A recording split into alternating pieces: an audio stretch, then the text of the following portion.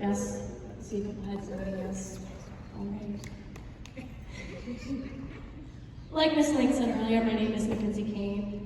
If you haven't seen me in the halls here before, I know it's a big school, but I am actually a senior here. Excuse me. I've been involved with No Resolve and doing speeches like this for about 3 years now, and I still get nervous every time. So I lost my dad to suicide when I was 13 years old, and my sister Delaney, some of you might know her, was 10 at the time. And in a way, I've always been somewhat jealous of my sister in the sense that she always had a relationship with my dad that I've never had. He had this tendency to push people away when they figured him out and saw past this mask that he tried so hard to put on, even if that meant pushing away his own mother.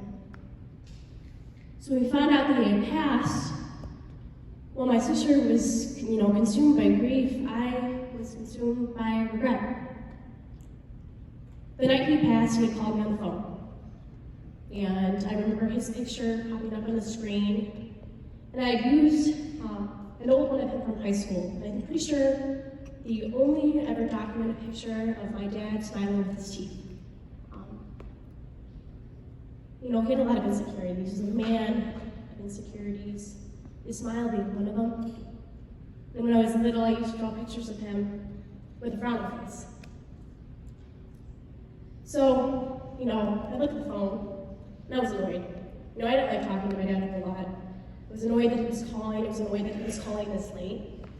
This was a common dynamic between the two of us. We never seemed to move past.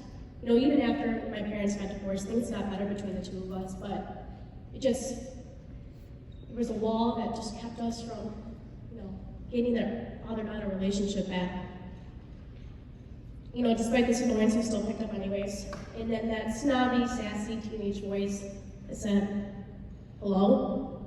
I'm sure you guys all know what I'm talking about. But and after each second passed, I grew more and more impatient. He didn't speak, he didn't breathe. It was just silence. And it stayed like that for about 30 seconds until the other end of the phone, other end of the line was disconnected. And I didn't worry much about it. I was relieved. I didn't have to talk to him. I didn't have to answer any questions he had about my day. Those questions grow old really fast when your dad, lives 15 minutes away. And so I went to bed. And while I lay there, sound asleep, my dad read himself into this world. And the ever so burden that he thought he was in our lives. When someone dies by suicide, they think that the burden that they thought they were is going to be relieved. But instead it's taken up by the survivors, right? So my dad, he thought that he was making our lives better by not being a part of it. And he was wrong. I think about the milestones in my life. My high school graduation, he's not going to be there. My wedding, who's going to walk me down the aisle? Think about when I have my first kid, who are they going to call his grandpa, or their grandpa, Sorry. I am left with anniversary dates.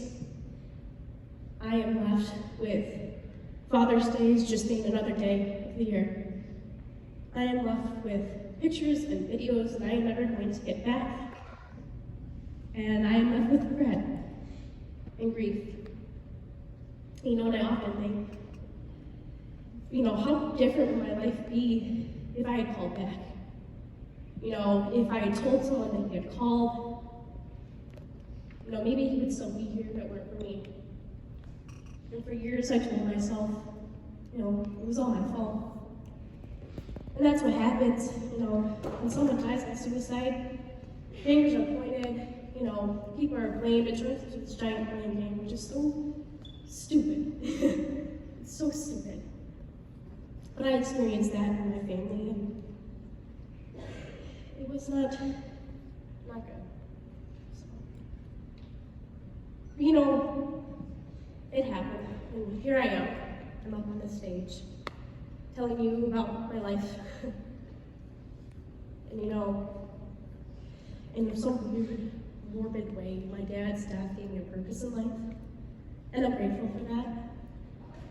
I love what I do. I love being up here and speaking and talking to people and helping others, but to be honest with you, if I didn't have to be up here having to share this story because it happened in my life, I wouldn't be very upset about that. So, if any of you out there are contemplating suicide, have thought about it, or you know someone who has, and you think for a second that everyone you ever cared about, their lives, are going to be so much better without you, we're so wrong. You know, this is what my life has come to because of my dad, and you know, I live a great life. I love every part of this. I love being up here. I love what I do. There's always going to be that part that is missing. So my name is Mackenzie Kane. You know, I'm angry, but I deal with that anger with lacrosse, which I get my aggression out. You know, I'm broken in some ways, but I deal with that by speaking and healing. You know, and I'm growing every day as a person, and I'm becoming more strong. Because I am strong, and I am here, and I'm a survivor. Thank you.